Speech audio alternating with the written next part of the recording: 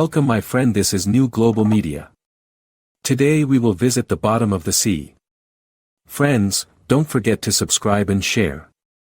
In the deep ocean, the waters extend far below the epipelagic zone, and support very different types of pelagic fishes adapted to living in these deeper zones, for, in deep water, marine snow is a continuous shower of mostly organic detritus falling from the upper layers of the water column. Its origin lies in activities within the productive photic zone. Marine snow includes dead or dying plankton, protists, diatoms, fecal matter, sand, soot and other inorganic dust. The snowflakes grow over time and may reach several centimeters in diameter, traveling for weeks before reaching the ocean floor. However, most organic components of marine snow are consumed by microbes, zooplankton and other filter-feeding animals within the first 1,000 meters of their journey, that is, within the epipelagic zone.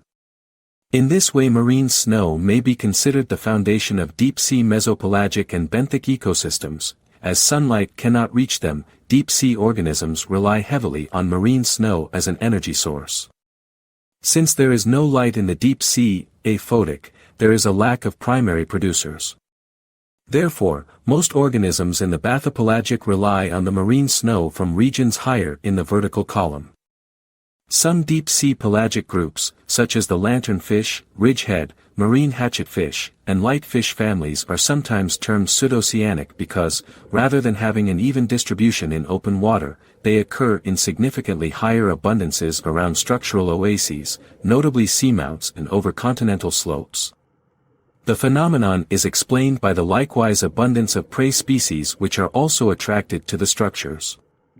Hydrostatic pressure increases by 1 atmosphere for every 10 m in depth. 5. Deep-sea organisms have the same pressure within their bodies as is exerted on them from the outside, so they are not crushed by the extreme pressure.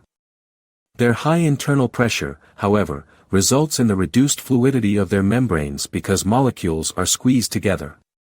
Fluidity in cell membranes increases efficiency of biological functions, most importantly the production of proteins, so organisms have adapted to this circumstance by increasing the proportion of unsaturated fatty acids in the lipids of the cell membranes.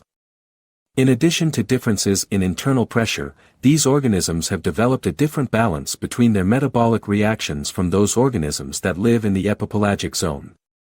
David Wharton, author of Life at the Limits, Organisms in Extreme Environments, notes, biochemical reactions are accompanied by changes in volume. If a reaction results in an increase in volume, it will be inhibited by pressure, whereas, if it is associated with a decrease in volume, it will be enhanced. 7. This means that their metabolic processes must ultimately decrease the volume of the organism to some degree. Most fish that have evolved in this harsh environment are not capable of surviving in laboratory conditions, and attempts to keep them in captivity have led to their deaths. Deep-sea organisms contain gas-filled spaces, vacuoles. Gas is compressed under high pressure and expands under low pressure. Because of this, these organisms have been known to blow up if they come to the surface. The fish of the deep sea have evolved various adaptations to survive in this region. Since many of these fish live in regions where there is no natural illumination, they cannot rely solely on their eyesight for locating prey and mates and avoiding predators. Deep-sea fish have evolved appropriately to the extreme subphotic region in which they live. Many of these organisms are blind and rely on their other senses, such as sensitivities to changes in local pressure and smell, to catch their food and avoid being caught. Those that aren't blind have large and sensitive eyes that can use bioluminescent light. These eyes can be as much as 100 times more sensitive to light than human eyes. Rhodopsin, Rh1, is a protein found in the eye's rod cells that helps animals see in dim light. While most vertebrates usually have one Rh1 opsin gene, some deep-sea fish have several Rh1 genes, and one species, the silver spiny fin, Doretmus argenteus, has proliferation of Rh1 genes may help deep-sea fish to see in the depths of the ocean. Also, to avoid predation, many species are dark to blend in with their environment. Many deep-sea fish are bioluminescent, with extremely large eyes adapted to the dark. Bioluminescent organisms are capable of producing light biologically through the agitation of molecules of luciferin, which then produce light. This process must be done in the presence of oxygen. These organisms are common in the mesopelagic region and below, 200 m and below.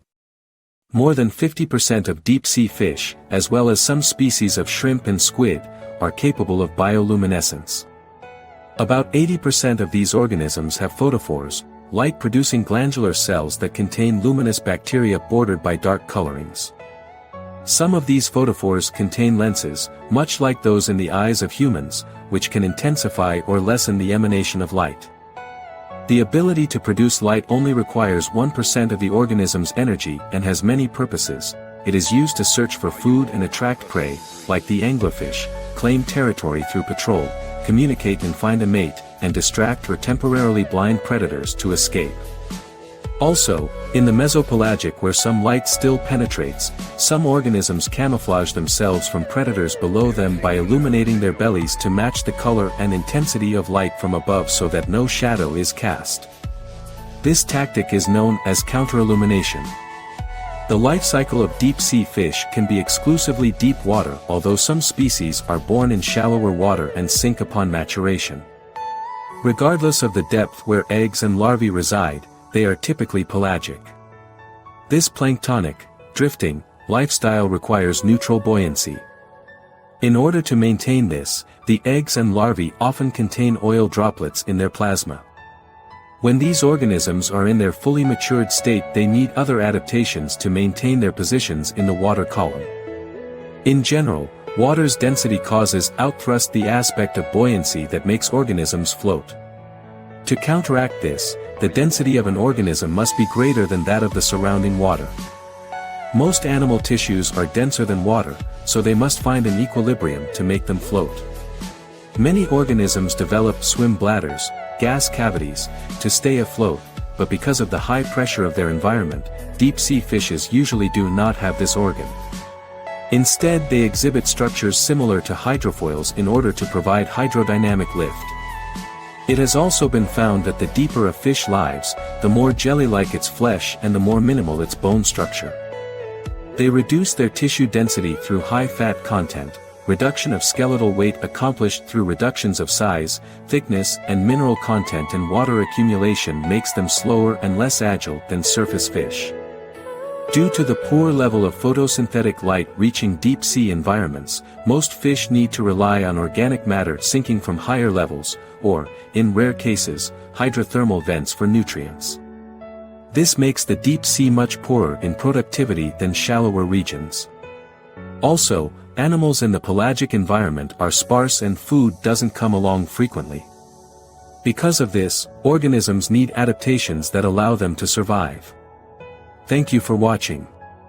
New Global Media.